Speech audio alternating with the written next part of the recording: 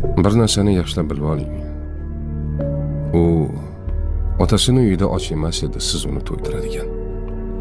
U otasini uyida kiyimsiz ham emas edi, siz kiyim olib berib minnat qiladigan. U otasini uyida malikalardek edi. U otasini uyida siz aytganda kasalmand ham emas edi. Siz boshing kasaldan chiqmaydi deb nomlaydigan. U otasini uyida kiyimsiz ham emas edi. Siz kiyim olib berib minnat qiladigan. Hammasdan kechib sizning yoningizga keldimi? Ayolingizni qadrlang.